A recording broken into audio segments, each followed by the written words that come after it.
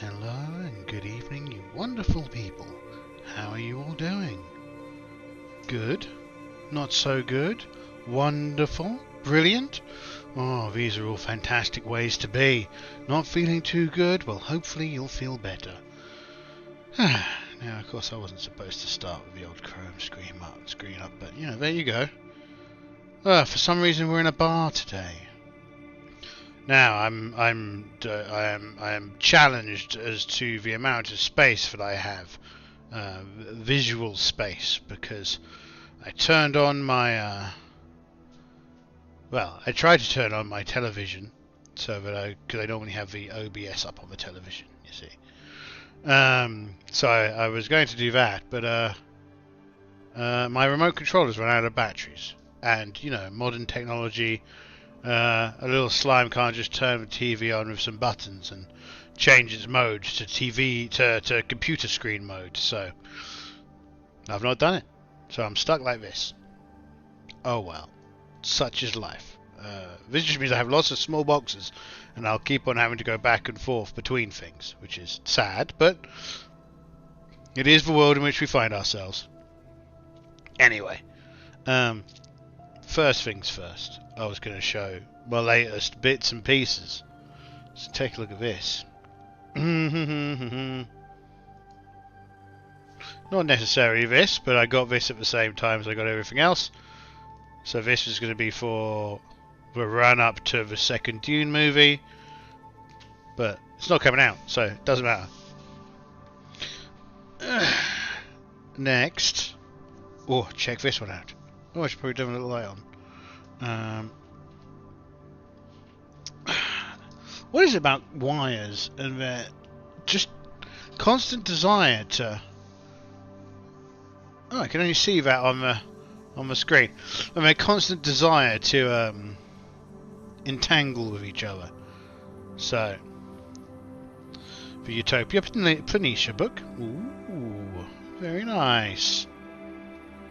So we got that. I don't know if I showed these before, but I got the Alpha Quadrant book. And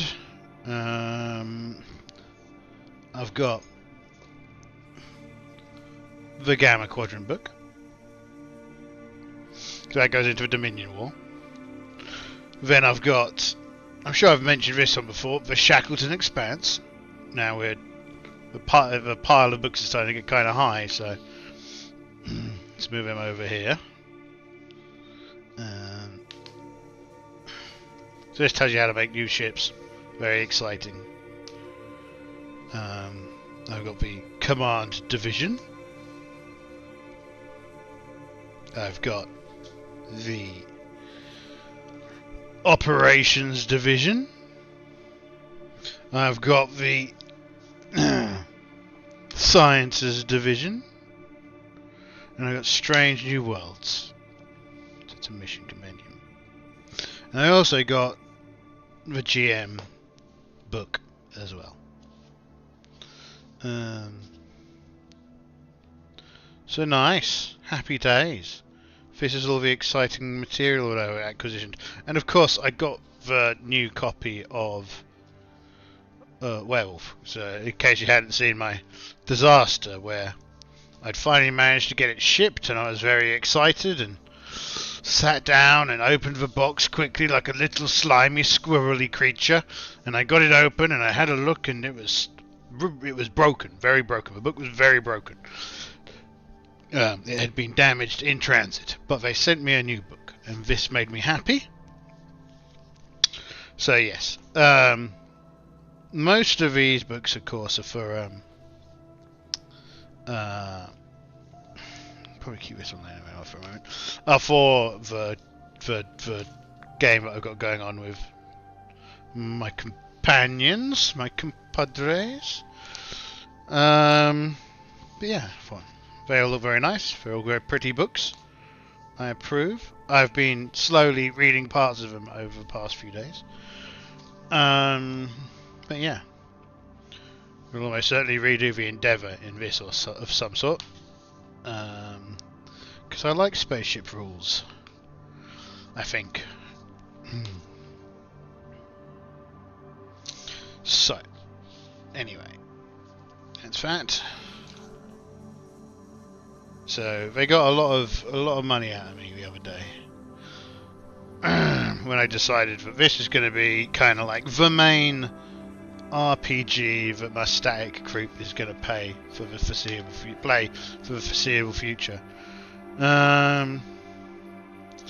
This is interesting because lots of the adventures in this are original series adventures, so that's interesting.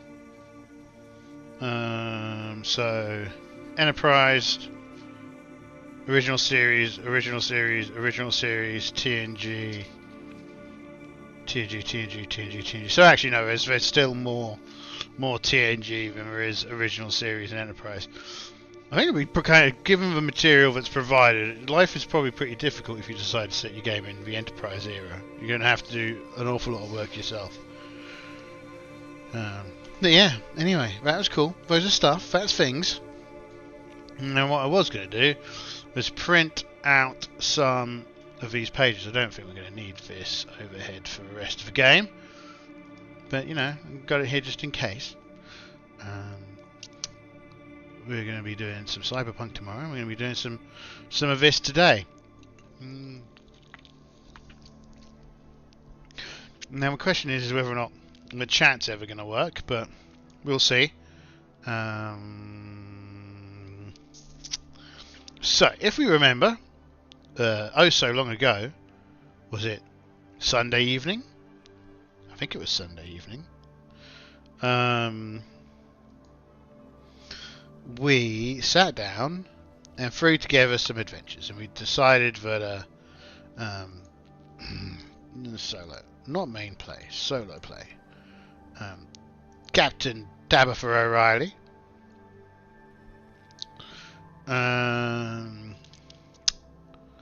So she's not very judgmental. It's kind of like her running theme. She's always looking for exciting new things. She's daring and charismatic. And she's very good at leading, and she's good at con, but she's rubbish with the science and the medicine and the engineering. So yeah, that's that. Very good on the diplomacy. Very good at leading by example. So yeah, that's kind of her. She's cool.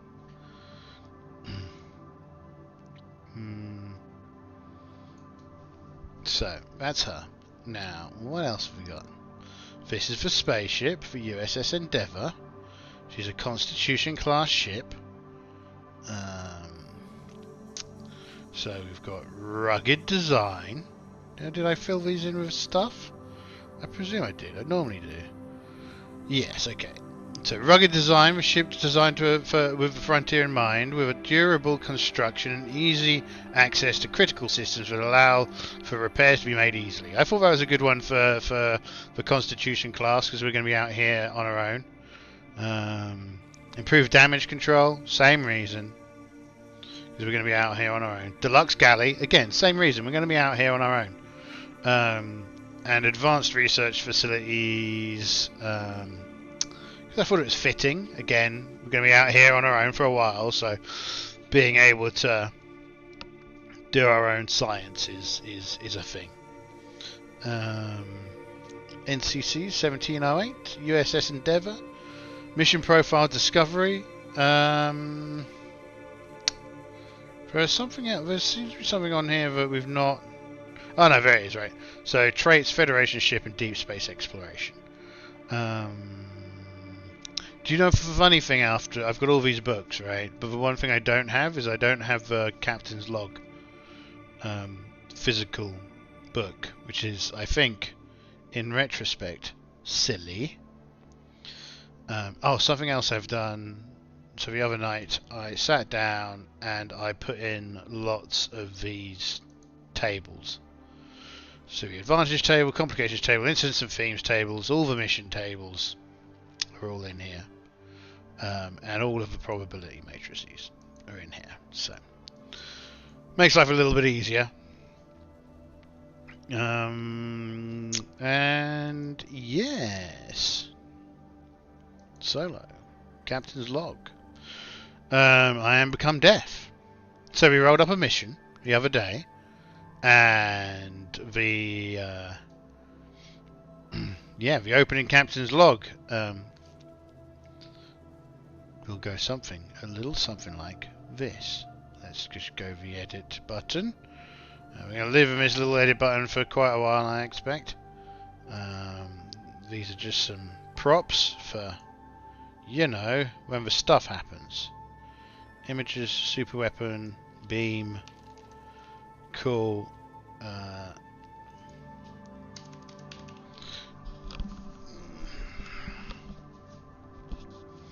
Okay. Captain's log. Captain's log. We've been ordered. No, so the thing to remember here is because we're a Constellation class ship, right?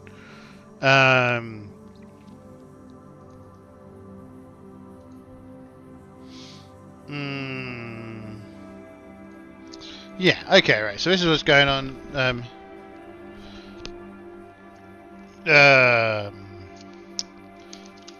I mean, requested Starfleet command to oversee the testing of a new particle energy weapon in the Hydra M22 system.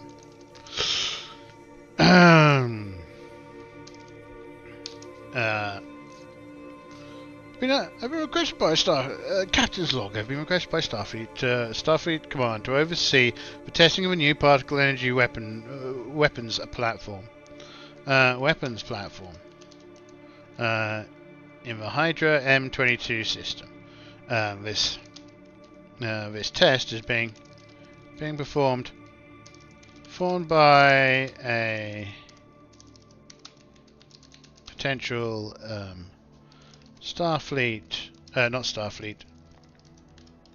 Federation applicant,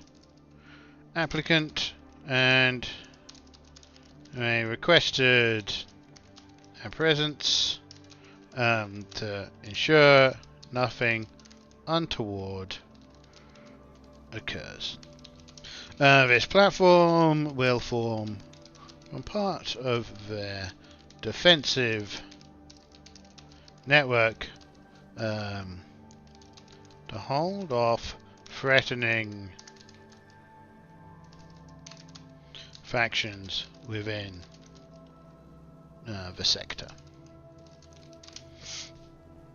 Okay, so Captain's log. I've been requested by Starfleet Command to oversee the testing of a new particle energy weapon platform in the Hydra M22 system.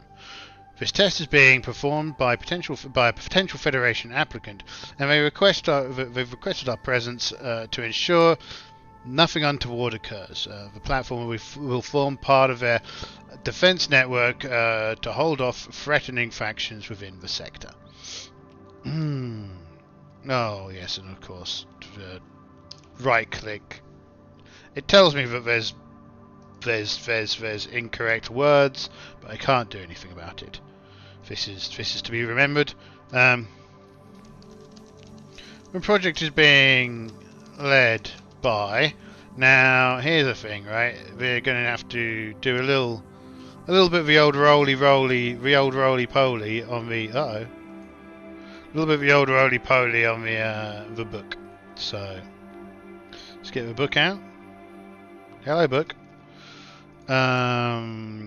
We want appendices, allies and adversaries, friends and enemies. This look good. Yeah, here we go. Non-character body structures, carbon-based life. Does this one look good? I think it does. Yeah. So we go to non-player character, tactics, Federation life form origins. Let's give this book a little bit of a roll. See what we're dealing with here. So if you chat, unfortunately I'm not going to see you whilst I'm doing this because I probably won't. Okay.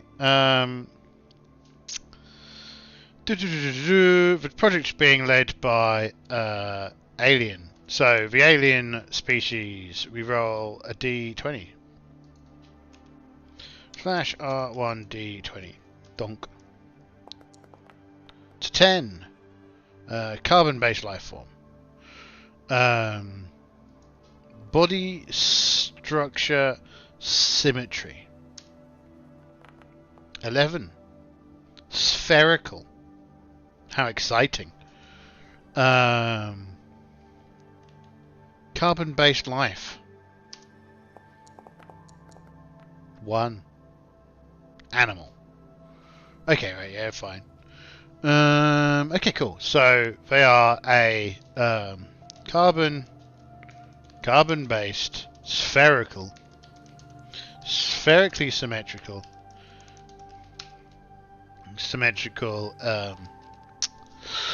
animal.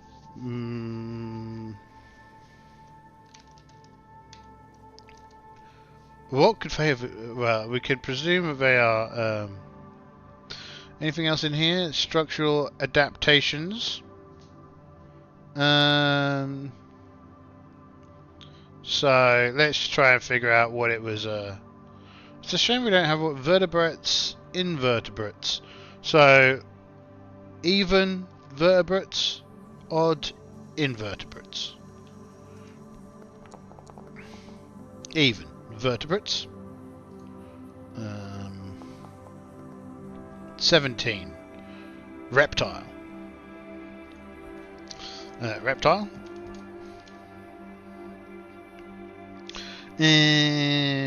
Structural adaptations. Well, a couple of times on this, maybe. Antenna. Well, that kind of makes sense for its antenna. Let's give it another one. 4. Enhanced smell. Remember that sense of smell, as opposed to it just smelling strongly? Enhanced smell. One more. 8. Gills. Okay. That makes it sound more like an amphibian than a reptile, but we'll go with it. I mean, they probably filter out contaminants from the atmosphere. Now, how do these dudettes, duderinos, dudalexians, how do they get around? That's a question. Preferred environments.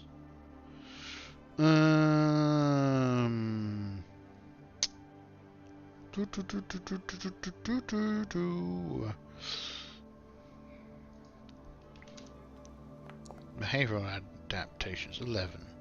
Mimicry. Mimicry. Okay, fine. That's exciting. Now let's take a quick look at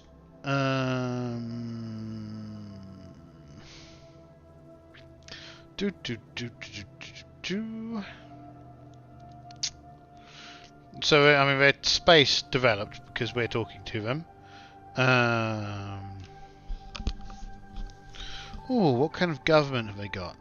Are they highly sophisticated or lowly sophisticated? 11. They're an oligarchy.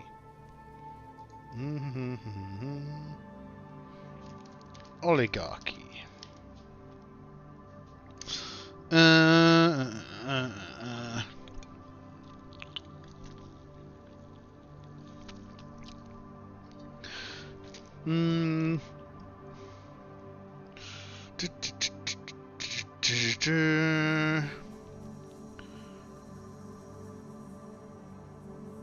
Okay.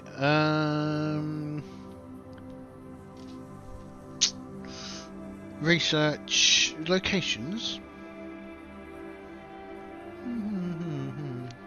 cosmic. I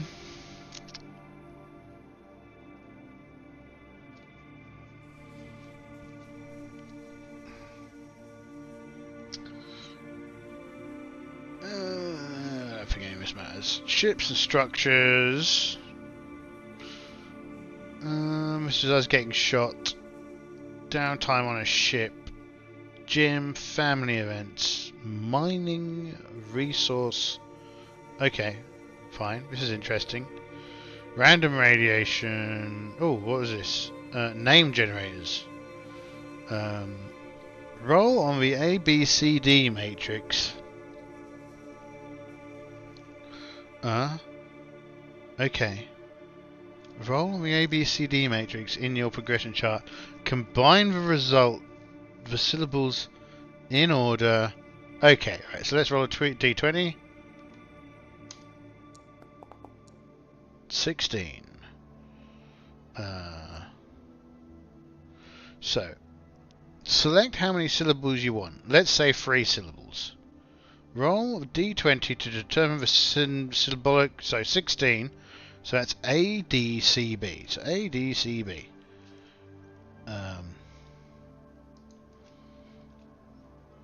Do ADCB. And we're going to go for 3. So it's ADC. Here's a question. Is this for... This will just be for the character. I don't want to roll a D100.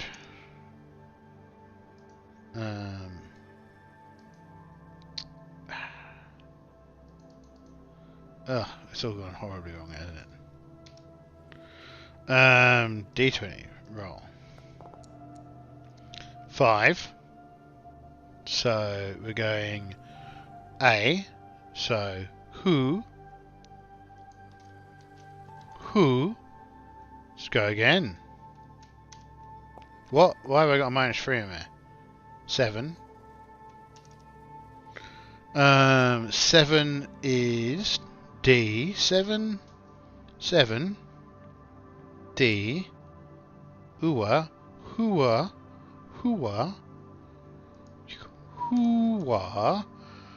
And one last roll. 17. And we're looking for C.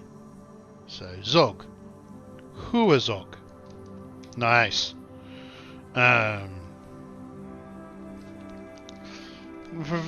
Is led by Professor Huazog.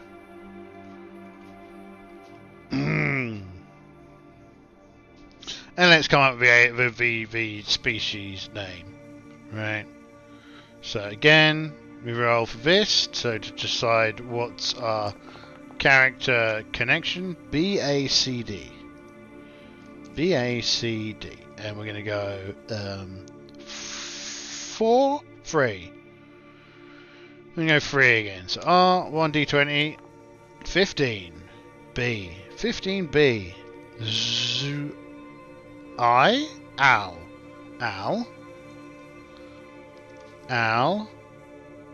go again,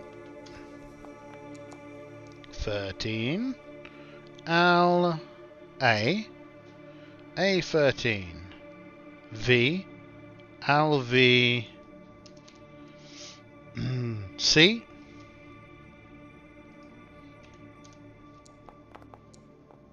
18, Dull, Alvidal, the Alvidal.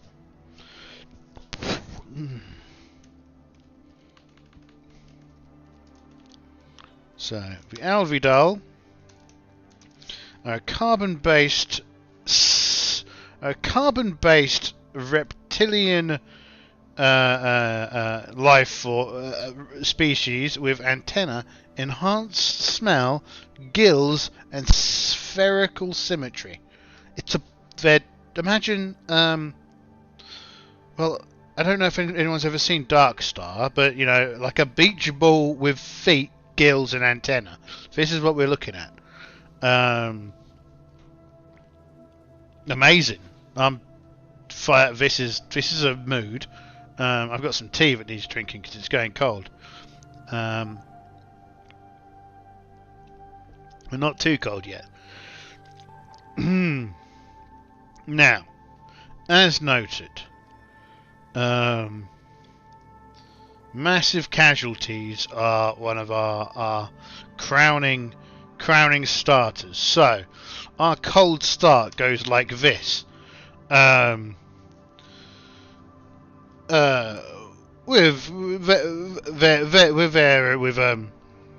Huazog, who is very excited by the prospect of the new defensive array, and Huazog also has a number of assistants.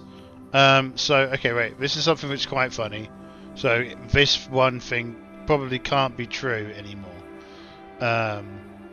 unless we have another spherical species about, or they have a number of different aliens working there.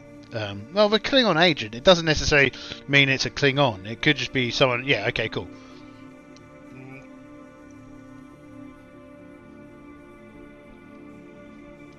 This is fine. It all makes perfect sense. Uh-oh. Right. It's a shame I don't have a whole bunch of noises, because this would be the moment for it, wouldn't it? Oh, and I probably have... Yeah, I probably need to stop that being above everything. For now. There we go. Cool. So let's get this party underway. So once again, we've got 1, 2, 3, 4, 5. 1, 2, 3, 4, 5.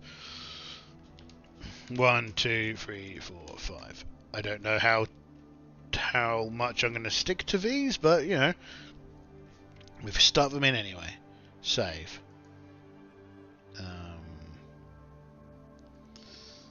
Let's shrink this. Shrink this. Shrink this. I need some space. I'm very cluttered at the moment. I'm a very cluttered gamer. All of the clutter is everywhere. Let's just shrink this for a second. No, that wasn't. Yeah, there we go. So this is the old beam, right? And in that kind of the cold start, everyone's kind of like on the bridge, and the laser starts to charge up. You see it, and suddenly something goes. The guidance system, the targeting system is off center, and Doctor what's his name? The scientist, Doctor not Aldovi, Huazog, is like, well, that's not possible. What do you mean it's off target? And then we see the big old thing.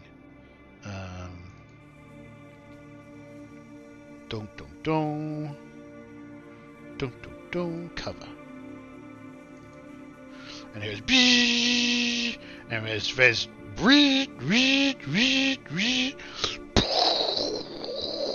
red alert signs flashing everywhere. As the beam kind of cuts across the Enterprise, not the Endeavor, and there's kind of like a everyone's rocks left, locks right.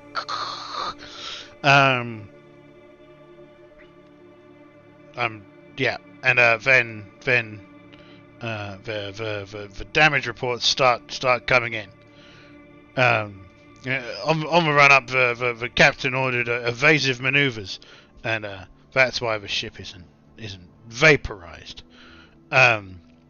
Yeah, And then the credits roll, and we're into the game.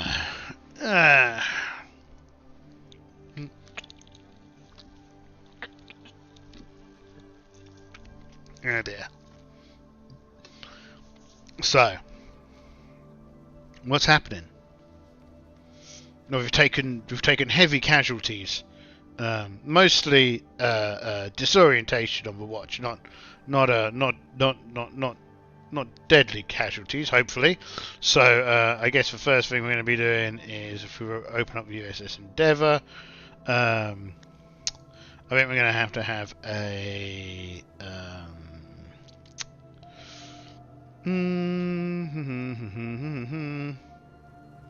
what are we going to have?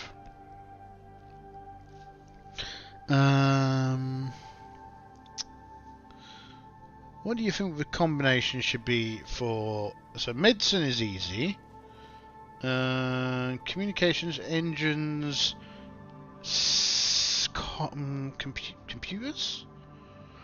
So there's something really funny that I was noticed whilst I was going through the books, is that you would have imagined, right, for its time setting, the Constitution class would have been the best ship. But really, it's not by a long shot. At least in the game system, which I think their stat is a bit naff. If you look at where'd it go? Where be spaceships? Where be spaceships? Where be the spaceship? Here it is. So the Constitution, which is a ship that's basically supposed to survive on its own for ages, is definitely... Well, it's worse than the Archer class in most ways.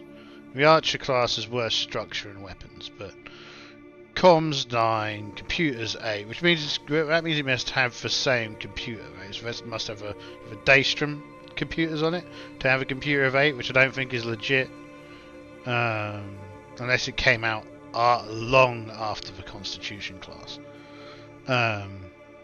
The cadenza is, computer's not as good, but engines and sensors comparable. Engines are better, sensors are comparable. The Constitution is 888877, right? Oh, here's the one. The Constellation class, which is built... Yeah, that's an Excelsior comparable ship, right? The Constellation class. Which means, really... Yeah, there's the Excelsior. There's the Excelsior. So it kind of covers, like, quite a way beyond the original series stat blocks. It also only has one version of the Constitution class. It doesn't have the refit in here. But anyway, that's me pondering on other things that aren't important to the immediate excitement, which is what on earth do we roll for medical? Well, I think we'll just say first off, let's delete all of these random D20 rolls. Dunk dunk dunk dunk dunk dunk dunk dunk dunk dunk dunk dunk. First of all, we will just go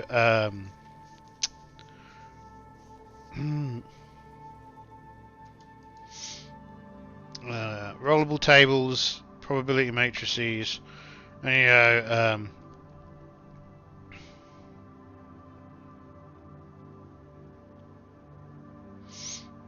you think it should be right, or do you think it should be... This is the problem that I always get on when I'm solo doing stuff. I'm like,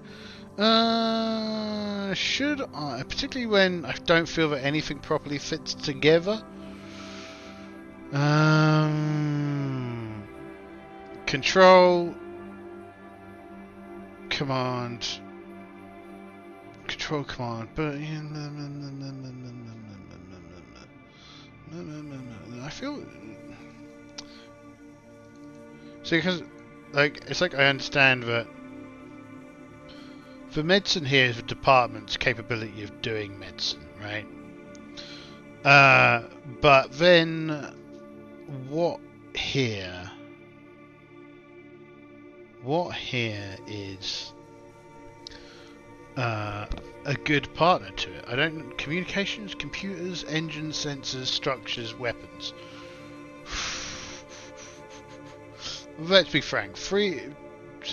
It's not structures and it's not weapons, so we'll just go for computers anyway, because they're 8, and that's 8. So let's do it. So this is the ship's medical areas for dealing with the problem. Okay, 4 and 13, so that's a success. So the medical emergency is in hand, right? Now, at the same time, I think because of the improved damage control, what does that say? Improving the ship is far better and more better trained techniques, allowing the crew to respond more quickly to damage during a crisis. So I'm going to set up a couple of tracks here that are going to poodle on in the background, because I like tracks. They feel like they're good things. So we're going to have a track for the scene. Open it. Intro.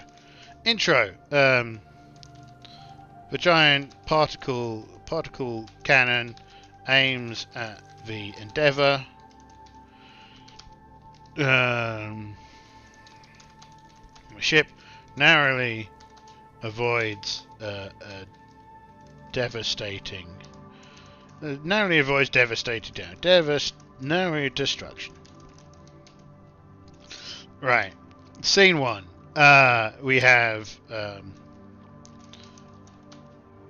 Tabitha quickly requests reports from damage control and medical.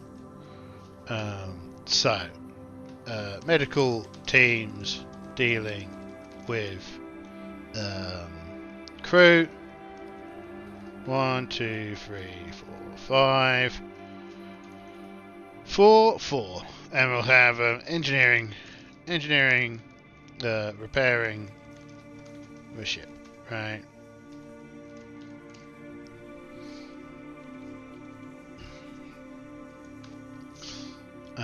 And we'll say that, you know, this is a shorter track due to the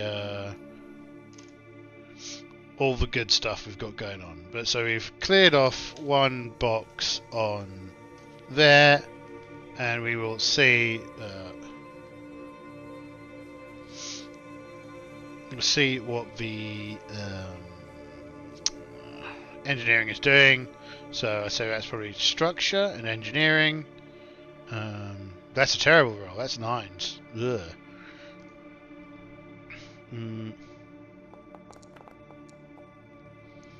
Okay, it was a complication. So that's going to blow. What's for complication? Let's see. Complications. Roll. Unexpected attack. As the crew works to resolve the crisis at hand, an outside force attacks. Cool. What a first episode. Well, it's going to be a Klingon bird of prey, I suppose. Uncloaks.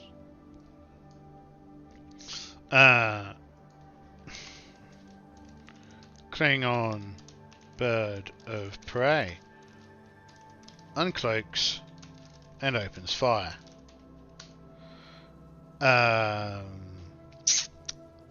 So we're going to go does the shot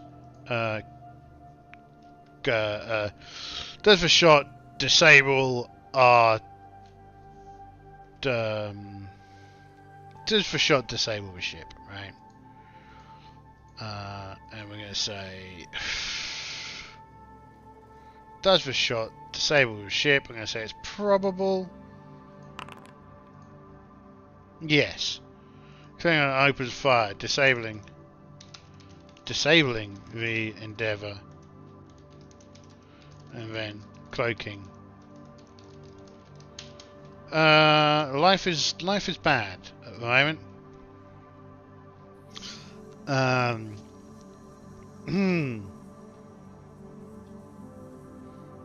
So, well, let's say it's not cloaked yet. So that's kind of scene 1, right? Scene 2. So scene 1, bad scene.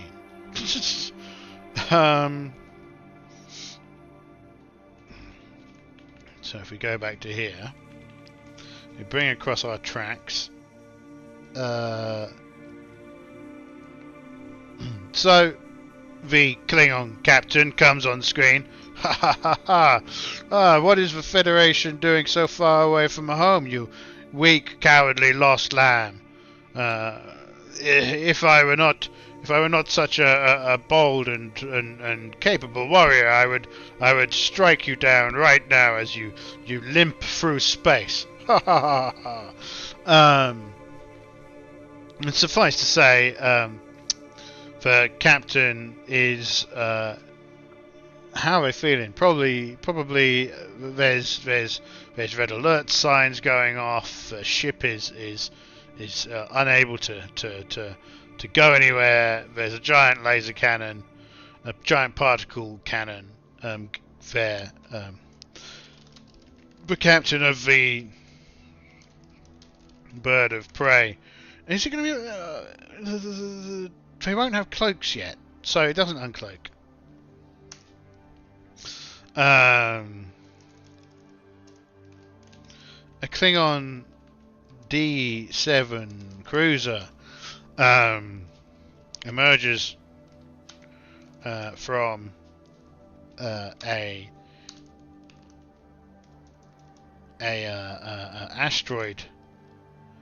asteroid field, noting our weakened condition, and opens fire.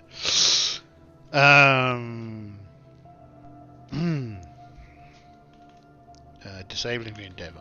Okay, so the captain of the bird of prey taunts Tabitha. Tabitha. I like the name Tabitha. Get out of my way. Tabitha O'Reilly, yes. Taunts O'Reilly.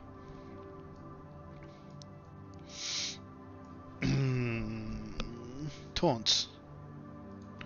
Tabitha, as her ship is unable to respond. He demands their surrender. So, I guess we're going to have to do the old stalling for time trick, right? So Tabitha's going to attempt to stall for time by announcing that that she can't deal with him right now because the warp core is about to go critical, and it's possible that it will destroy everything in the immediate surrounding area. Is what she's going to try doing. So I feel that is daring or presence? Presence, daring. And is it command, con? I think it's probably command. Is there something? Let me do a quick look in the book for a second. Bluff. No. Trickery. Trickery. Deception. That sounds like something that would be in a book. Deception.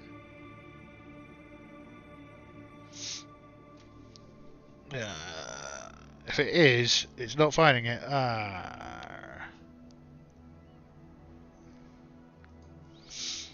There's the thick scent of burning. Oh, hold on. Let's go back.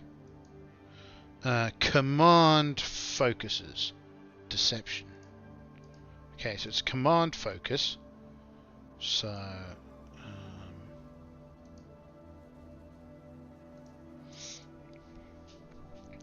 So, yeah, cool. Right, fine. That means we'll be daring in command. This is good. This is a good combination for us. And then perform task. She doesn't have... Oh, she's got persuasion. And she's got diplomacy. And she's got composure. And I think all of those kind of tie into this. So, let's roll. Duh. Target 16 and we got 2 17s. This is why I hate games sometimes. What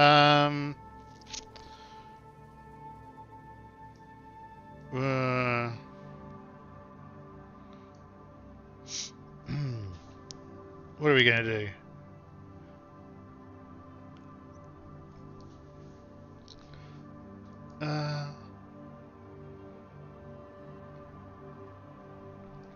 So she says that, and we can our sensors detect no such problem with your ship. Prepare to be boarded. And she goes,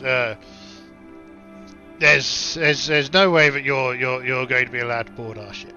This is a sovereign vessel and in a friendly system, and with that abject failure, we're going to go for another scene, I suppose, as Klingons attempt to bluff the enemy. The Klingon captain. Klingon captain was met with failure when they attempted to scan the ship with their sensors and ascertained that the warp core was fine.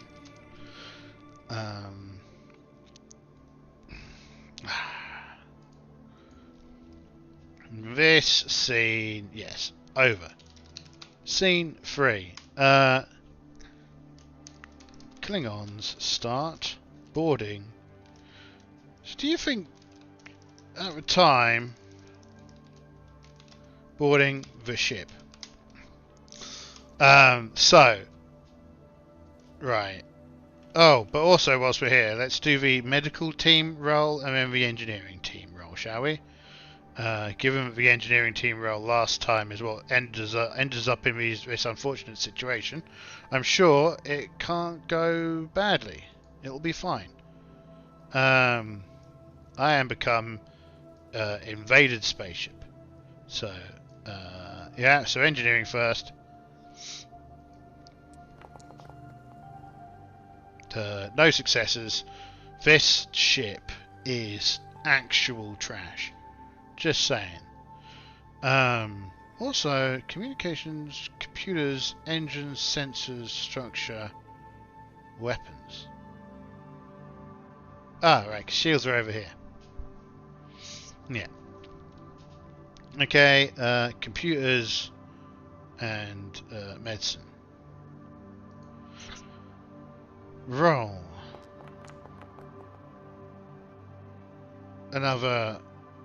Another complication. Oh, good.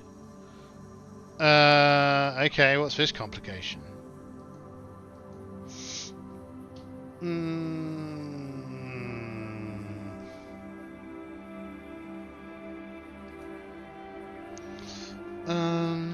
Dice. Complication, dice. Complication, dice. Dice, dice, dice. Roll table. Complication. Roll. 16. Due to technicalities of galactic law or a tense political situation, the crew must perceive... I mean, we're being shot at by... Oh, well, okay, diplomatic incident. This is kind of the other thing that I was thinking was going to start happening. So there are a few things going on at the moment, other than us just failing miserably at doing roles with the spaceship. I made some additional officers. Dr. Farouk. Maybe I should be rolling Dr. Farouk for medicine instead. Maybe I'll do that next time. Because that looks like it would be far more functional than the current joke. And who's the other one we've got here? Tavar. Not very good at engineering. We do need a chief engineer, don't we? Yes, we do. We do. We need a chief engineer. So this is why I was sat there thinking, yeah, anyway, cool. Doesn't matter. Let's go. What was I about to do? Ah, yes, complication. Oh, also, I should probably get a D7 class ship on the screen. New window, D7 cruiser. Images. A rarity in the Star Trek universe, D7 cruiser that isn't getting holes put in it. Due to holes, not holes. Isn't getting holes put in it. That one? Well, that'll do. That'll do. That'll double do. No, we're in that picture. We probably shouldn't use that one, but it doesn't work. Copy image.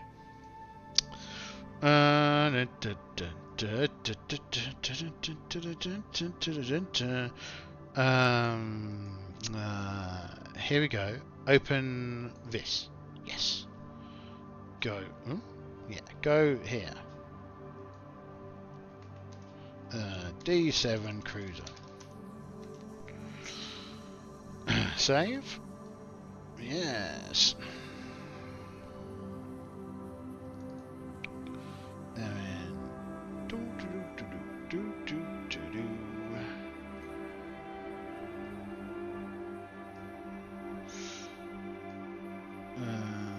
Like so.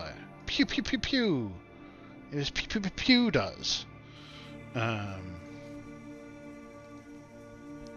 wonder. Do we also have Klingon Captain?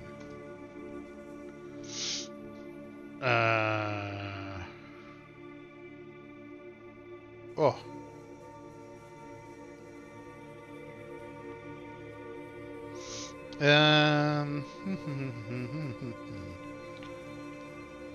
Let's have this dude. Copy image. Look at him.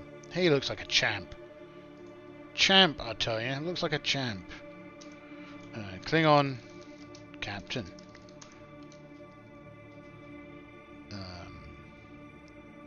Save it again. Say it ain't so. Now, the question here is, will this one work? Yeah, there you go. Look at that fella.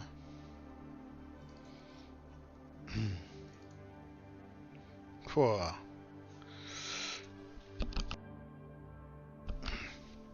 He's not impressed by our lack of military prowess. Not impressed at all. Cool. So, he's... Ah, yes, the other thing that we're doing. So, new complication. On top of being disabled with this Klingon ship and reduced medical teams, and no one's able to fix the spaceship, the new complication is political incident. The giant particle cannon is starting to turn to point at the who am I again? The Avidul homeworld. If this is shot by the laser, by the giant laser, the inhabitants unlikely to be unhappy with the Federation and its vaunted promises of peace and well-being. Okay, so I think we've got another track sitting here, which is Death Laser, attacks,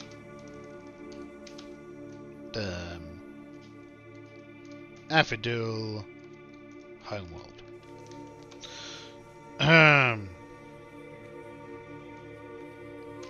Oh, and we're also being boarded.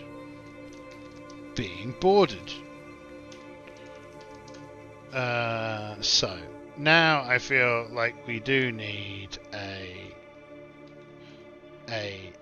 ship's engineer, because this ship is never going to be fixed with these awful numbers. So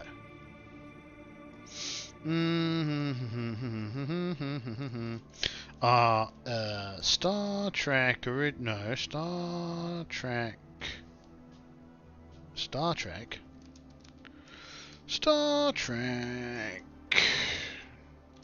Adventures character generator. Star Trek Adventures. We want characters and starships. We want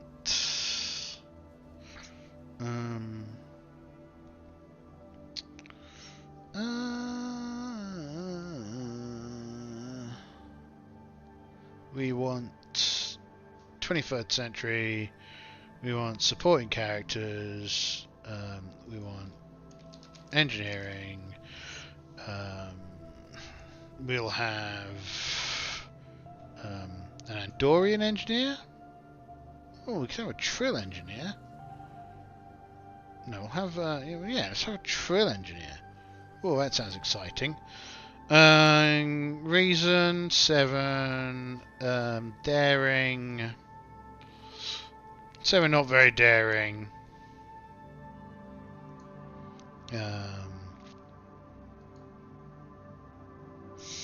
I'd say we're kind of insightful.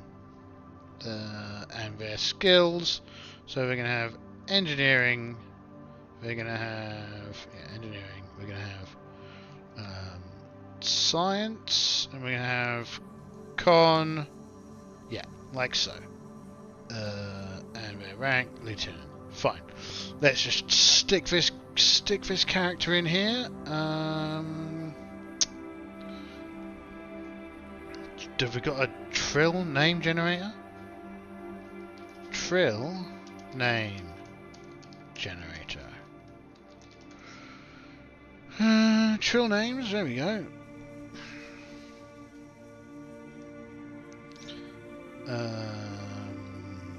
Cool. So I have a new character, our engineer, bridge crew. Well, she's not bridge crew. The theme.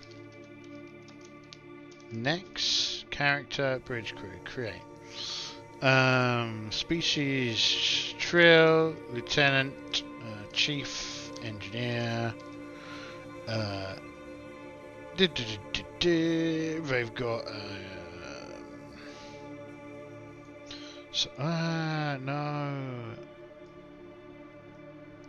no. So their control 10, 7, 8, 9, and 11, and their traits will be 1, 2. That's interesting. The tab order's wrong there. 4, 2, 3, 1. There we go. Save. She's also saved. Cool. There's really only like 2 Trills in the universe, so that's a thing. So she We'll just have her there. So Tabitha is going to ask Nassim next whether or not she can get the shields up so that they can prevent the Klingons being able to send too many people onto the spaceship. And she's like, I'll see what I can do. Can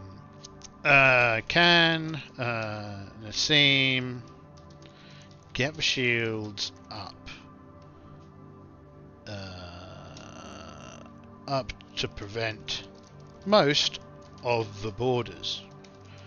Now I think this is going to be somewhat likely, somewhat probable, right? Somewhat probable. Yeah, she's good. Does she do it? No, because we're cursed, and this is a cursed run. So, no. So all the board.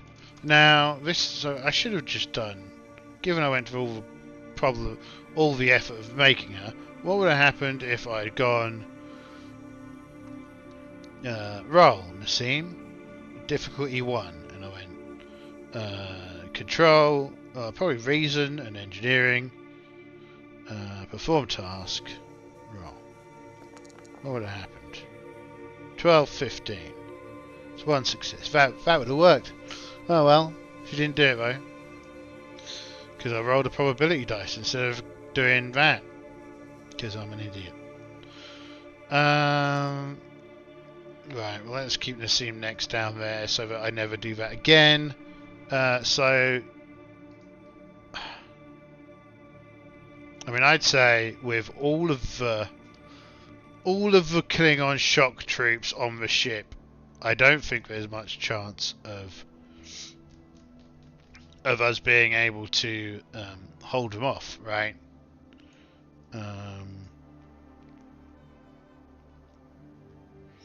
So that would imply that we need to surrender. So, hold on, we're on scene 3, right? Scene 3 is just another abject failure of a scene. So, with all of the Klingon shock troops managing to get onto the ship, we have no choice but to surrender.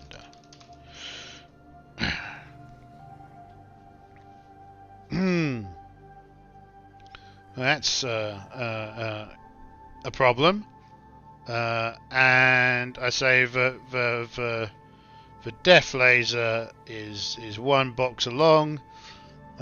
These aren't going anywhere because the Klingons aren't going to let us fix the ship or deal with our medical teams. So, well, okay, right. I mean, I need to go to the loo, so I'll be right back in a second.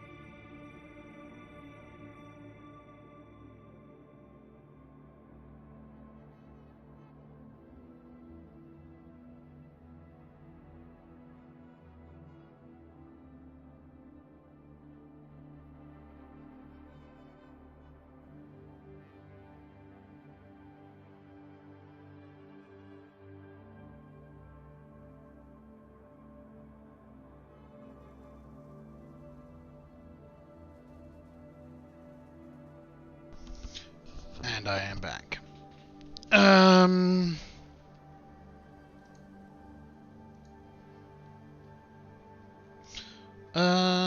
So yeah, okay, right. So the ship is captured, right?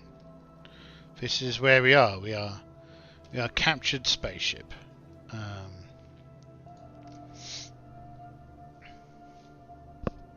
So now what? Scene 4.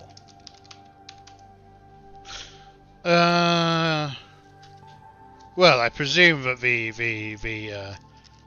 captain is going to come. The Klingon captain is going to come over here to gloat, and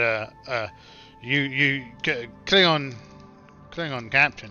captain arrives on the ship to gloat, and decides to use the main meeting room. The main meeting room to hold talks with the Alvidul representatives to discuss their joining the Empire.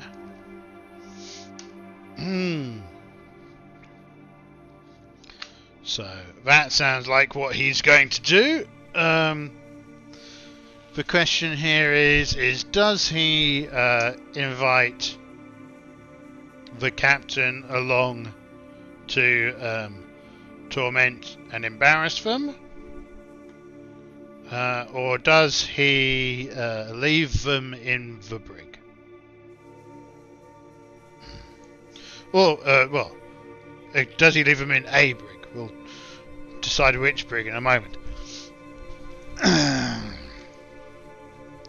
So I think it's 50-50. Well, I think he probably wants to gloat. So I say it's somewhat probable that the captain, the Klingon captain, brings them along. So somewhat probable roll. No, he has them in the brig.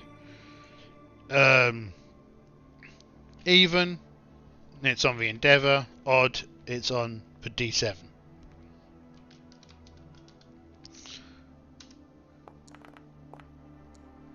It's odd, so it's on the D7. So some of the crew is in the brig on the Endeavor. Some of the crew is in the brig in the D7. So on when the ship was captured, they locked down the computers. They locked down the computers and surrender to the Klingons.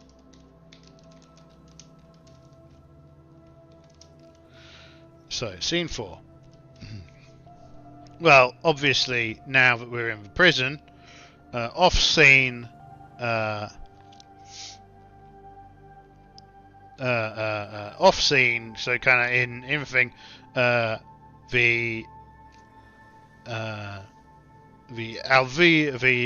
Alvidul are being informed that the Federation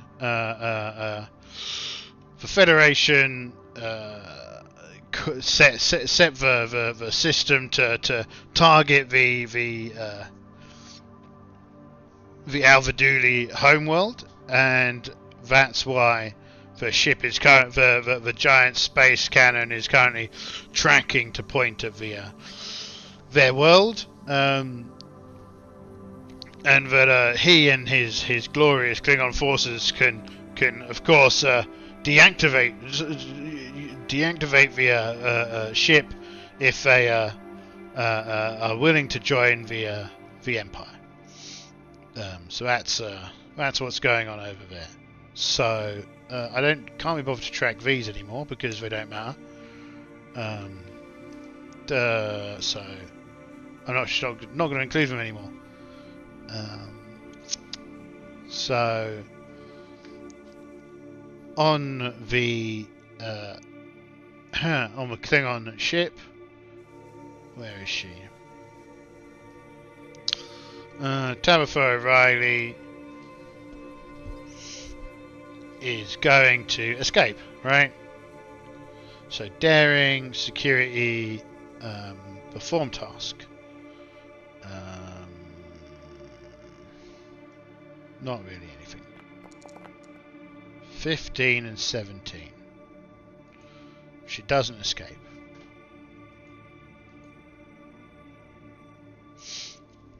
Fails to escape.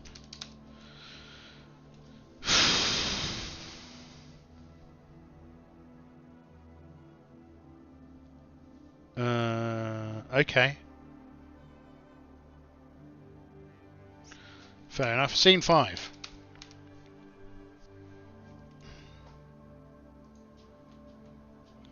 Scene 4, failure. So, because of her failed escape attempt, they take her in for a interrogation, a rough old interrogation. So we're probably going to do fitness and security.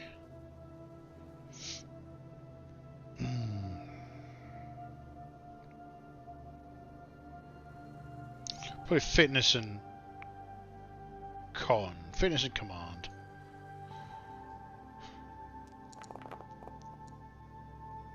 One success.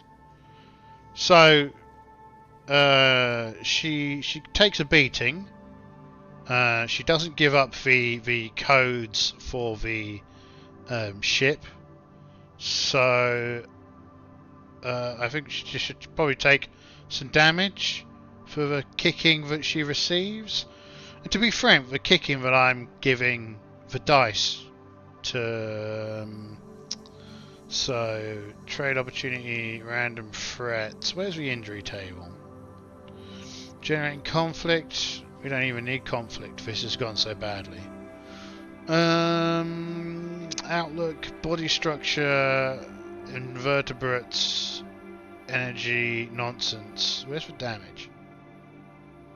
Damage. Moderate damage. I'm going to say that's a spaceship. Where is damage to person? Where are you injured? There we go. Where are we injured? 11. Right leg. What type of injury? 14. Compound fracture. Sounds painful.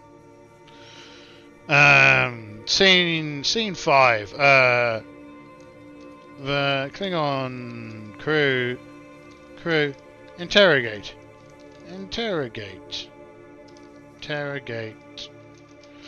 The captain providing her with a compound fracture in her right leg. But she does not give up the codes. And that's the end of the first act, right?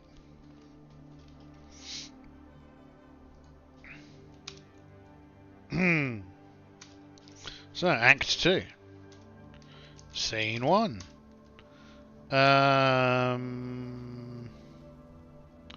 Do the delegates give up and join the tell the captain that they're going to join the Empire? 14, no. So in the background, no. The delegates do not surrender to the threats of the Empire just yet. Now, also, let's go. Have any of the rest of the crew escaped capture on the Endeavor? I think this is likely. So, probable.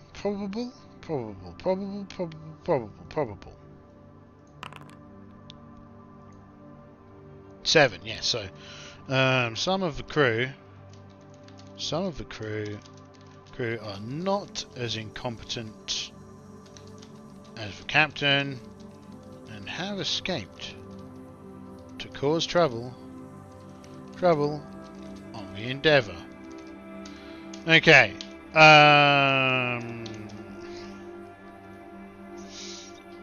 So, also, does the laser get closer to shooting the planet? I'm just gonna say this is a straight 50-50 roll. Do.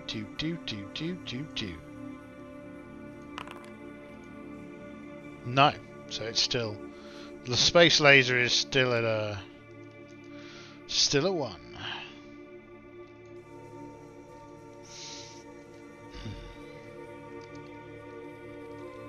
Not yet. So we're in the prison on the ship. There are some other tables in here, because people roll more tables is the idea. Roll more tables. Any more tables look interesting? I mean, I'm on a Klingon spaceship, stuck in a hole, being ready to get eaten by the bad guys. So,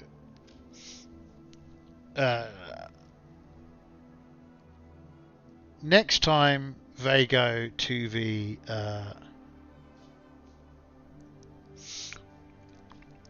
because I mean we're going to be running like a skeleton crew here and on the Endeavor, right?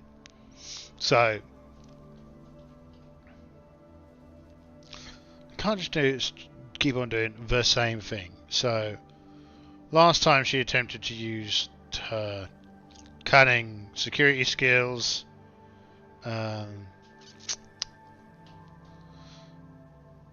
This time she's gonna use her daring and command to try, well, presence and command. I'm pretty sure I tried daring and thingy last time we failed miserably. What was it? Was it the double 17s was the daring security task. So yeah, last time she tried daring security. This time she's going to try and trick them using... I don't think presence is really one for tricking. Insight? Control, command. Okay, that feels like it's probably more attempts to be trickery. Roll. Oh, wow, we finally got a point of momentum. So we've got 2 consequences.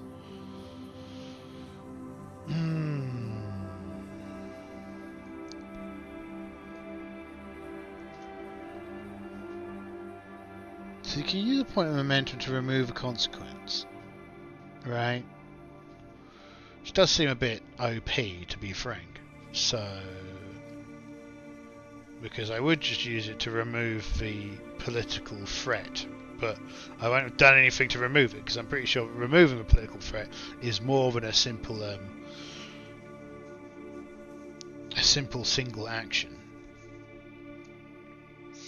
So we're going to so we get out, and we've got a compound fracture. I don't even know what compound fractures are. It's just a word that someone made up once. What's a compound fracture? Compound fracture pain.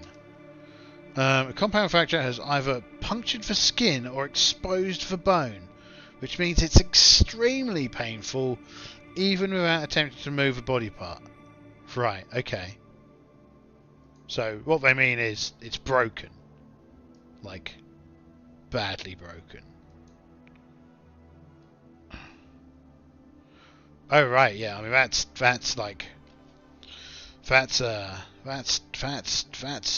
problem. She's not going anywhere. Well, I presume the thing here is that she's got moved to the medical area, right? She's convinced. And this isn't even an attempt to escape. She has convinced the crew to take her to the medical area to fix her leg.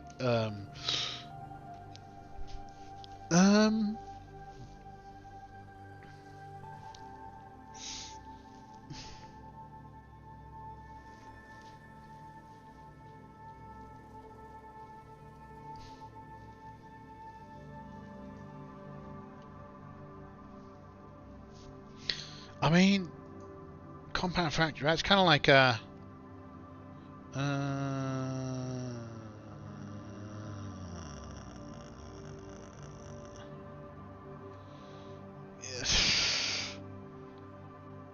Okay, Star Trek. Star Trek. Dealing with.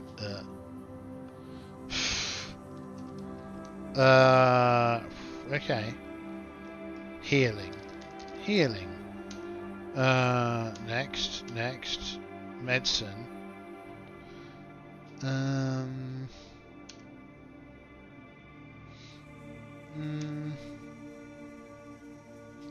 Acting while injured. Here we go. A character can act while injured. However, you may decide to impose additional complications. Well, yes, okay, with roles on the appropriate matrix. If physically wounded, some actions might automatically be difficulty too. To succeed, you could also choose to roll randomly if an impairment makes success unlikely. Likewise, certain mental trauma could hinder one's actions. Uncertainty, flashbacks, remorse, guilt, blah blah blah blah blah. Healing injuries. Minor injuries can usually be resolved by the end of a scene, act, or mission.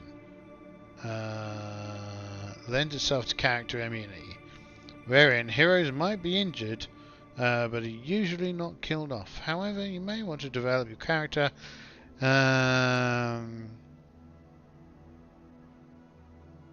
I mean, okay. Well, I did medium injury. Let's take a look at that table again. Catastrophic damage. Family events, time intervals, animals. Where are you injured? Oh, yeah, so there's only one table for injury, and it was like compound fracture. It's like slice wound, puncture wound, bruise, break, sprain. Breaks and compound fractures appear to be the same thing. Given my brief little bit of a research just then. It's like compound fracture is the only one on there, which is like, yeah, that's a terrible injury. Let's okay, well we'll roll with it. To fix her leg, right? So I'm saying that, yeah, okay. So they're using the dermal regenerators or whatever it is they have in in Klingon world, they're used to fixing up these breaks. So scene 2. I mean, I'm gonna say it's a minor win for. All right, scene 5 was also a failure, right? Scene 6. Oh, not too bad. Act on scene thingy. Scene 2.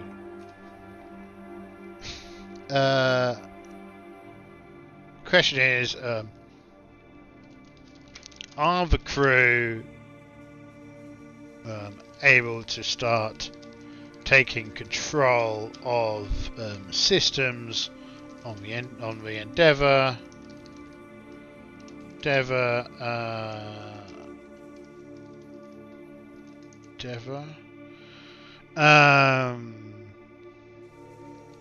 Via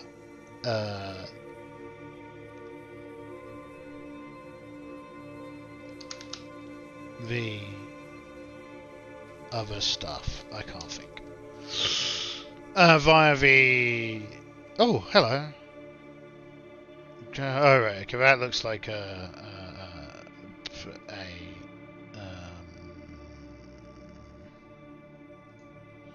Someone did communicate. However, I suspect that it's some kind of horrifying bot, because we have little pictures of spaceships and telephones and random letters. So let's just go back over here. Go back over here and let's go to the YouTube, and let's go to my chat. Is this my chat? Who am I in here as? Yes, this is my chat. Over here. So go back over here and let's go to. Oh no, look. Apparently we have it in Star Trek Starship to pole to pool to pond. I suspect that there is a. Who am I in here as? I suspect this is definitely a bot of some sort. No, look. Apparently we have it in Star Trek Starship. So we can. To pole to pool to pond. I suspect that there is a. Who am I in here as? I suspect this is definitely a bot of some sort. Oh look, they do two sets of things. Huh. Anyway, let's keep on going. Let's see where we get to in this disaster nightmare of a session. Mute the tab, not the player, as we like to say. This so far has been an absolute disaster of a session. So, oh, and I got a new subscriber. Thank you, new subscriber. I hope you've been having lots of fun, new subscriber. I wonder if it's a bot or a real human being. One of you beautiful human peoples. I'm sure you've just heard me slowly but surely becoming more distraught with the endless wave of bad luck I've been having. But it's fine. Everything will be okay. It will all be okay. So it would help if I was looking at my screen and not the thingamajig. Yeah, cool. Right. So yeah, are we going to be able to take over the ship? Scurrying around Jeffrey's tubes. I always wonder why Jeffrey had so many tubes on Federation spaceships. Jeffrey has a lot of tubes. Very special person is Jeffrey. So I think it's highly probable. They're kind of like, they've not taken control of the ship yet, but they're like rewiring manifolds and reprogramming computers and all sorts, right? Because unlike the captain, they are competent. So yes, they are. So at the same time, I reckon in the intervening kind of like probably hour or so between these two scenes, let's do a 50-50 on the giant laser beam that's tracking to the Alvidul homeworld. Again, we're rolling on 50-50s. Unfortunately, that's a yes. So they're getting closer to being to having their planet vaporized.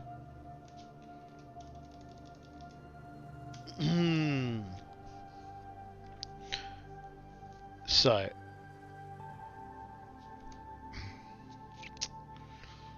yes, they are. Right, now we're going to say, it's been long enough that the captain's wound with the dermal regenerators and the bone glue and all the other tricks of the trade is about ready to get sent back to the dungeon, and she doesn't want to go back to the dungeon, so she's going to attempt to karate chop the Klingon across the spine, and hopefully manage to kind of get out of this initial situation.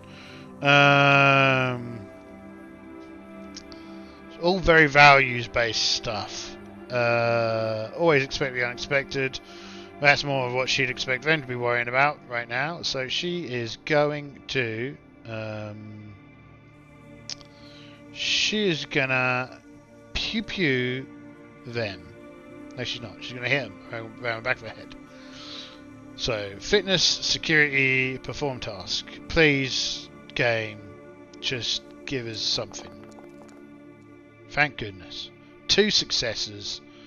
We only get 1 point of momentum though. So what can I spend my previous point of momentum on? It's like a random momentum spend option. So let's do that. Let's do the random momentum for the previous momentum point. And see if we get... oh, so there's a friendly alien option here. Friendly alien. None of this. Refuge.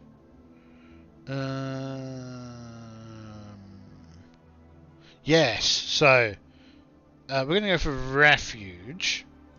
And we're going to go... Can we just roll on this? Yeah, let's just roll on this one, right?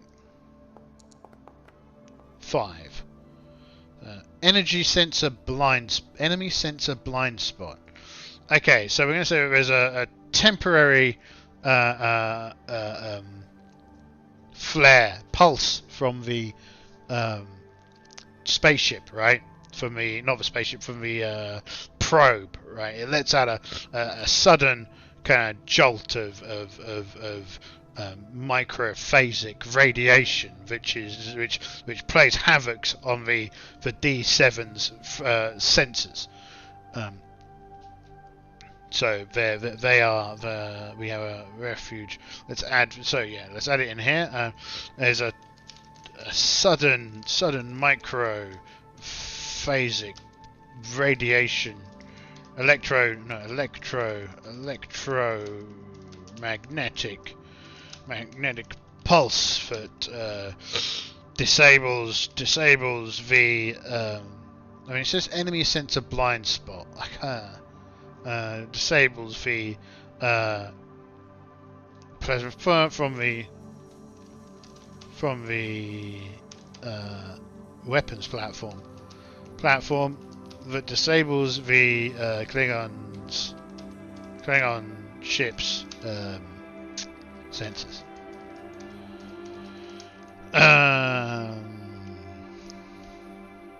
This is good. Microphasic electromagnetic pulse. That's exactly what we needed. Okay, so, and she's still got one, and she's managed to... She karate chops the guy across the back of the head, knees him in the jaw, smashes him in the fucking... in the side of the head, slams him onto the ground, and gives him a good solid kick into the solar plexus, just for good measure, because she's in a bad mood. And she takes his disruptor. She beats the Klingon doctor down. Doctor down. Takes his disruptor.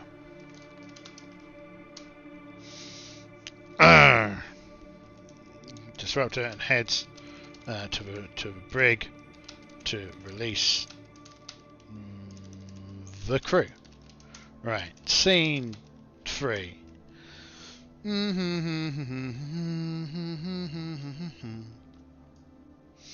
Scene 3.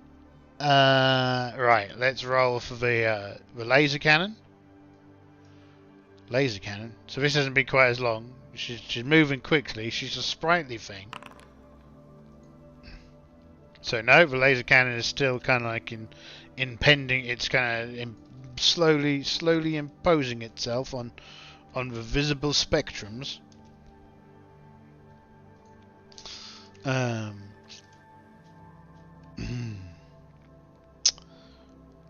then the question is, are the crew able to... this is actually a thing. So with the sensors down,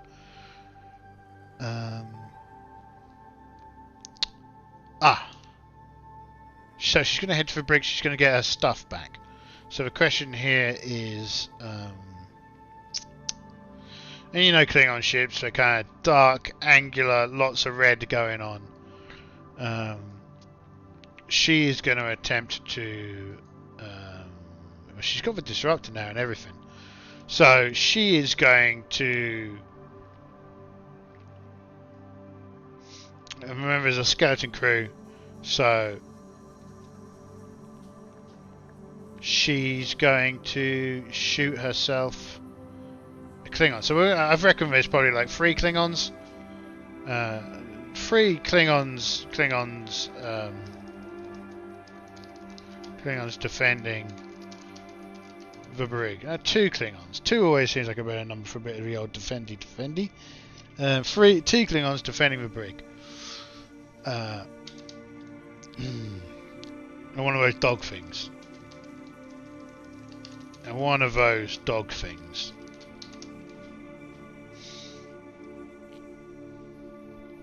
So, it's kind of a combat situation. 3 and 3 Klingons. Captain Tabitha. Now I'm going to give Tabitha a free hit because she zaps them with her newly acquired disruptor, whilst they're not really paying attention, right? Because they're not expecting an angry Tabitha with a disruptor to just shoot one of them dead out of nowhere. You know, as she says, always expect the unexpected. So next round she will do daring, security as her action. She's on her own, so she doesn't have any team dynamics or anything.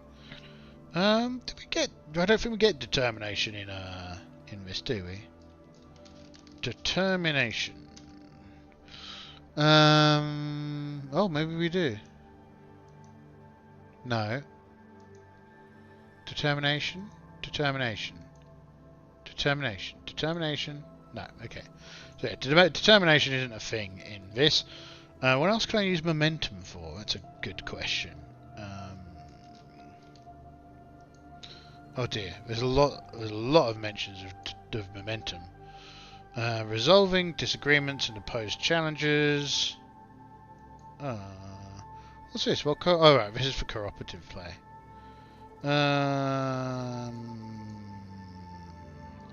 Cutaway scenes. Often a captain can be drawn away from focusing entirely on a battle to contend with separate problems, but not always resulting from the conflagration at hand. Perhaps a bridge officer is trapped under a ceiling debris, requiring someone to lift it off. The captain must personally safeguard an important passenger, yada yada yada yada. Starship battles are often fast, frantic, and chaotic, allowing little time. You have some options. Spend momentum. You may spend momentum to create an advantage that gives your crew a few moments of respite, perhaps to locate a spatial phenomena that will hide your ship. So that's kind of more or less what we did with that free momentum spend there.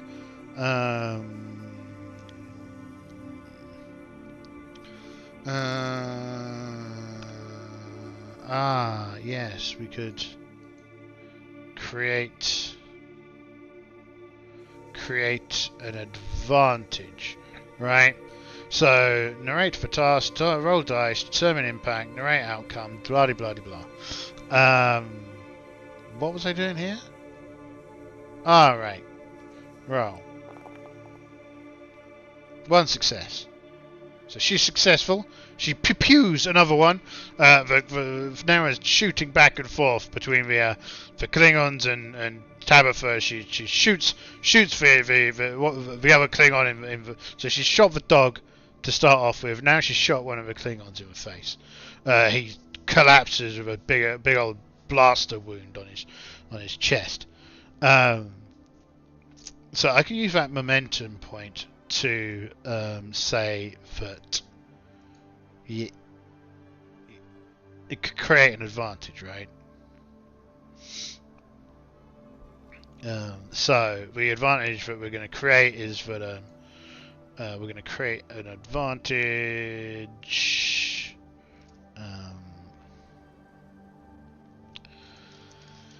Create an advantage. We're going to say that. Ow. Create an advantage. What are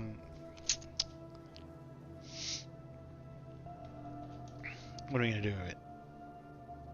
Oh, as soon as there's pew-pew-pewing going on, I wonder if there's some more pew-pew-pewing audios, combats, sci-fi. Let's see. Do any of these sound good? Tartarus, faster. Astral danger, Temple of Bones, what's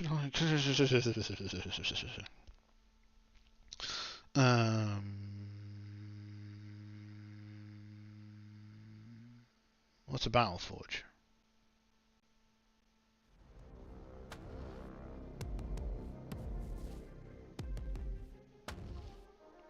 Doesn't sound very battle. Doesn't sound very battle-y, does it?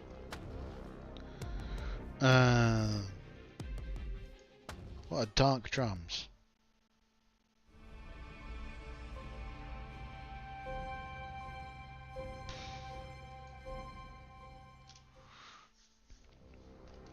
I don't think any of those are very good. Let's get back to whatever we were listening to before.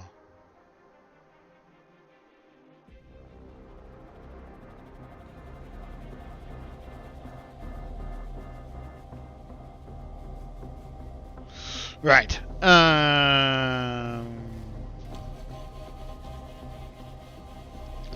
So Tabitha is gonna be fitness and security. She's done some daring and security. Now she's gonna do some control and security. So she's kind of taking her sweet time. Make sure that these dudes are all dead. 8, 16, 1 success. Cool. So she pews him. So the advantage that we're going to create is that what's her name? Nasine Nex. So that Nex has gained. Nex has repaired the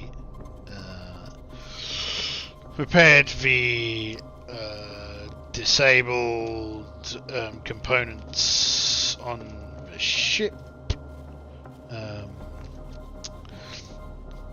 So, right, we've defeated the Klingons. We get in, we get our communicator back.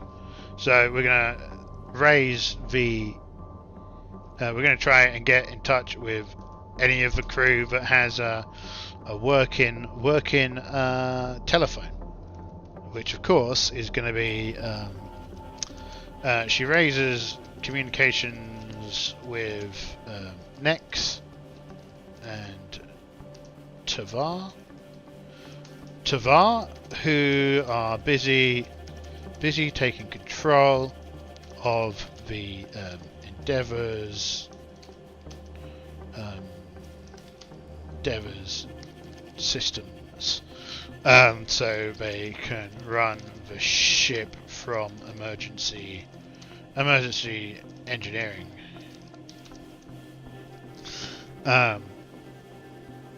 Cool. Right, now this has gone well.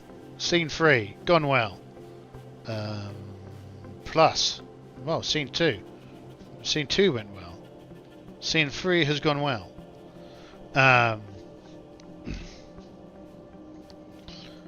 Engineering. So scene 4, Death Laser. Scene 4, Death Laser. Oh, and also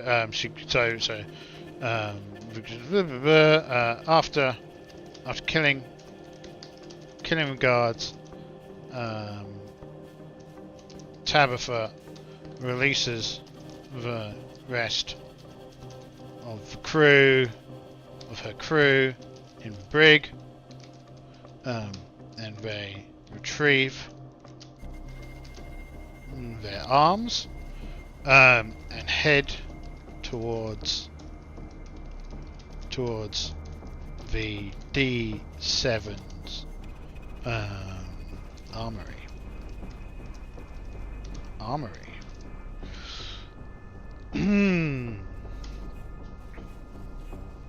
Scene 4. We will do something. What are we going to do?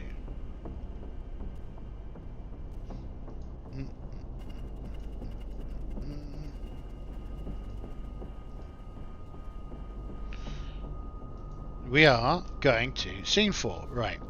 Roll for the spaceship laser cannon targeting the planet. 50-50. No, it hasn't progressed again.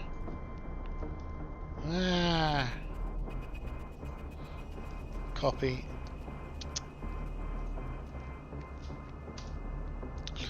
However, and there's the negotiation. So is the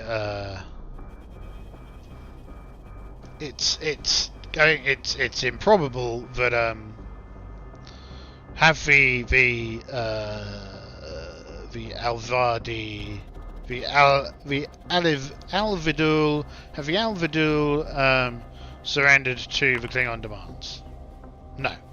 So Alvidul have not yet surrendered. They're ball-like, they're spherical. Oh no, my headset's about to run out of battery. One moment, caller, please hold with me. Please bear with me, caller. I will be gone for a moment whilst I swap my battery. 1 second.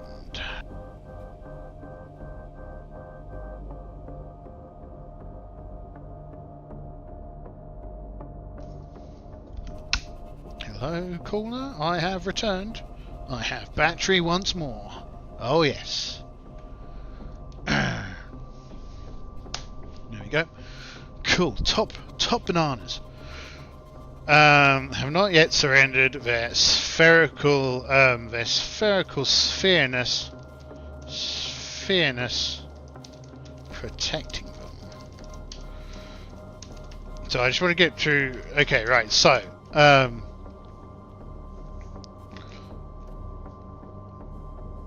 is the armory guarded?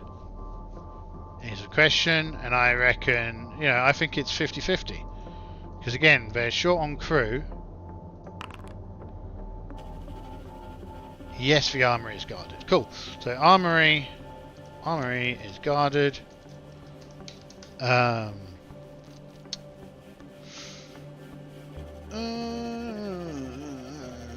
So but 2, 3, 1, 2, 3. Klingons.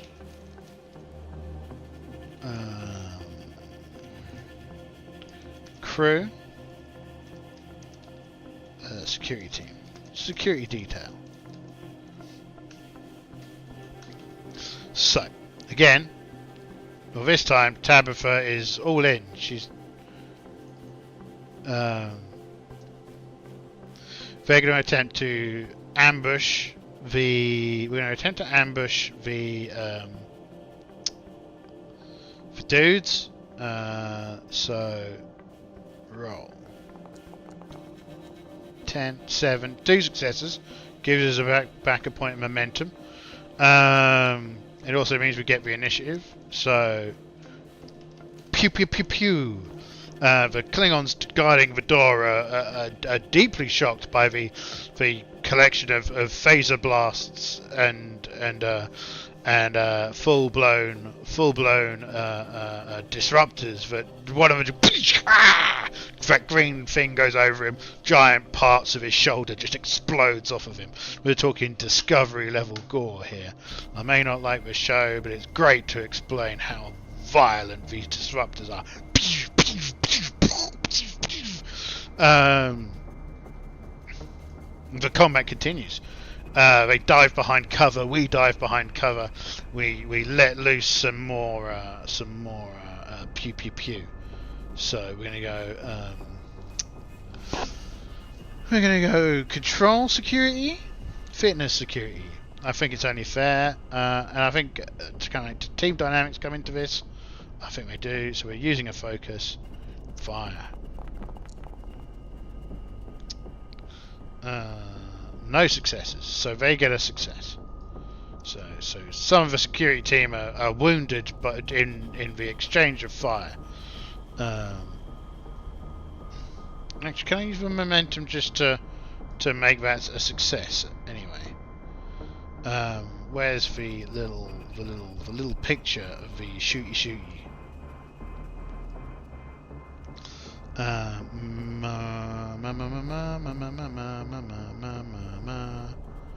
Flight control.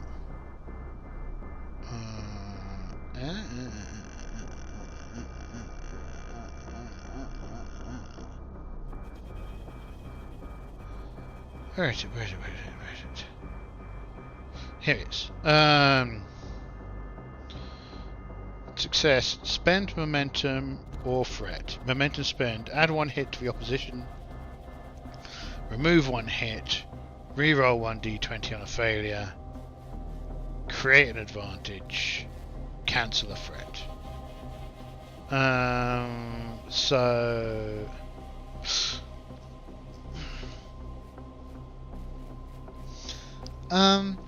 Okay.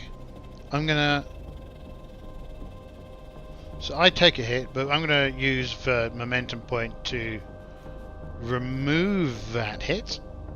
So we managed to secure our position. How do I generate threat again?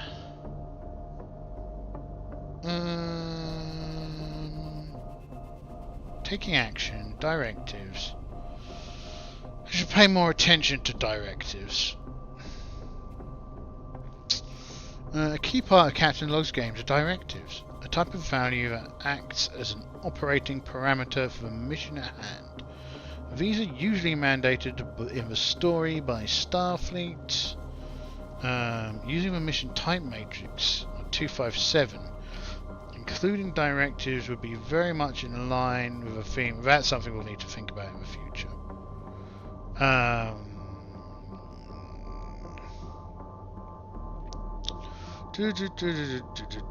Momentum and threat. When you attempt an action, sometimes things will go wrong. Perhaps the odds are against you, or maybe the action you attempted simply proved to be more difficult than you initially anticipated. Blah blah blah blah blah. Threat is generated when one of your d20s rolls a 20. Right. You can never have more than 1 point of threat. Okay. So there should be a point of threat just laying around at the moment. See, no, they shouldn't, Greg, because I've already created complications. So I've used all my threats so far to just make complications. So let's bear in mind, but I don't need to make a complication. Once threat is generated, it may be spent sooner or later. You choose whether it's spent immediately or stored later. Okay, right. So we don't. Yeah. Okay. Fine. What was I doing? I was deleting my point of momentum and getting bonus. Yes, this is what we're doing. Okay, cool. So the combat continues. We're going to use our presence to give our team fantastic commands. I think leading by example. 12 to 3 successes. Oh dear.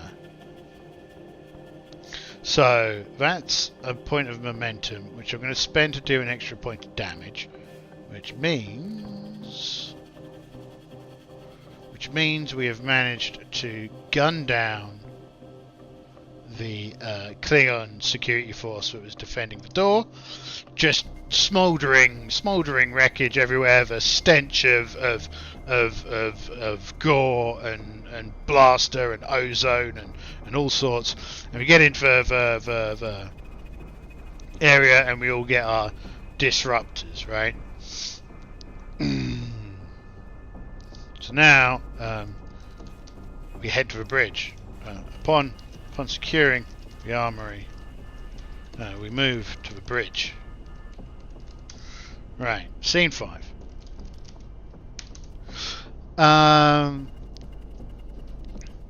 So the question is, do we manage to... So I'm going to roll presence, daring and command, right?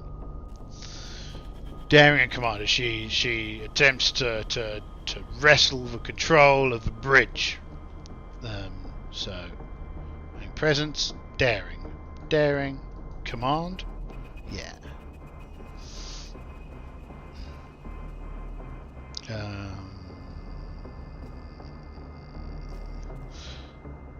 Leading by example, she's going in the front.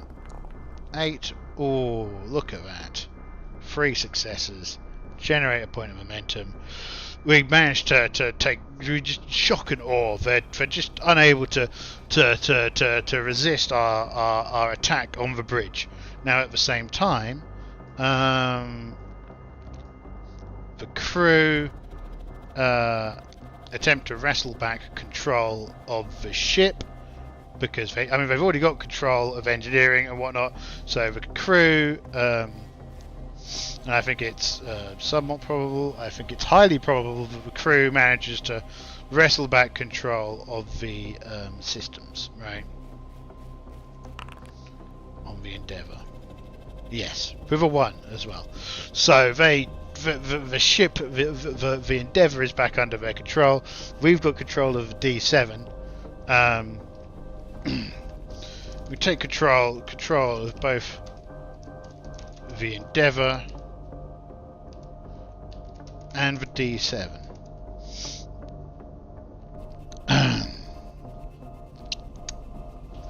Well, there you go. This scene has gone the exact opposite of the previous scene. No, I mean the previous act, even.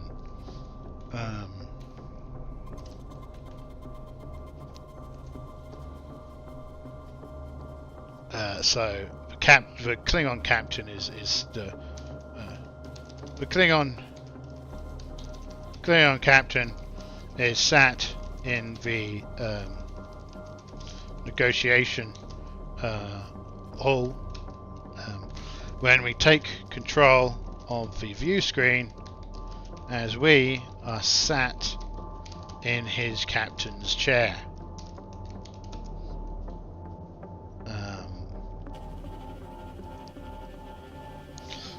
Let me just check something again. YouTubes. And hello, star. Yes. Hello. Good evening. I joined late. Oh, hello, P.O. For some reason you don't show up, but this is one of those weird things that I probably need to figure out is why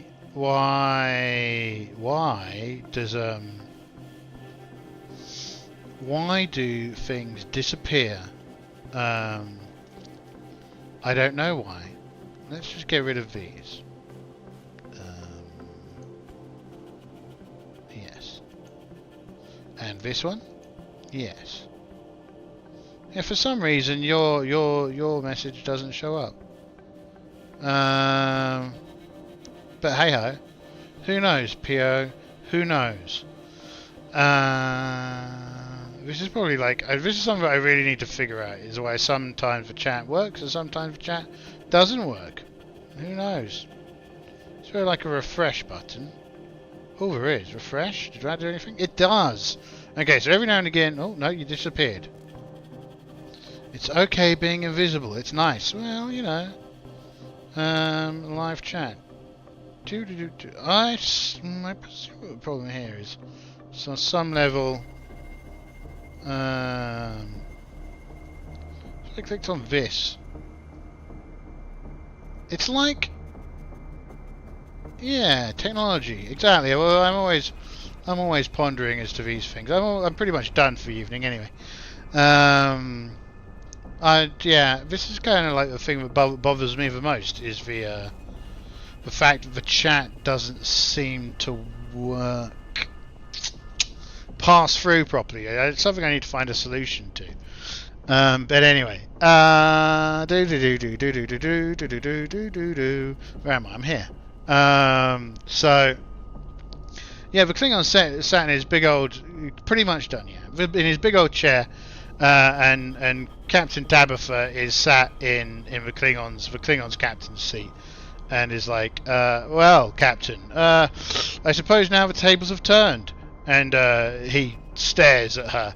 And the two spherical emissaries kind of look at the screen, and they're like, "Oh, what on earth is going on here?" They probably say in some kind of strange spherical alien way, and it's he's quite displeased. But with that being the 9 o'clock marker and the end of Act 2, we can safely assume that the Klingon captain is most displeased of this turn of events, and we will see what happens in Act 3 next week. Yes, we will. Save. Yeah, happy times. He's not a happy dude. Having a bad time. That's what happens when you capture Captain Tabitha's spaceship, and she's got to deal with you. So tomorrow, Cyberpunk. I think probably, unless I play more Star Trek, but we'll see. Yeah, 9 o'clock, eh? I don't know what I'm going to do on... Yeah, to be continued. Exactly.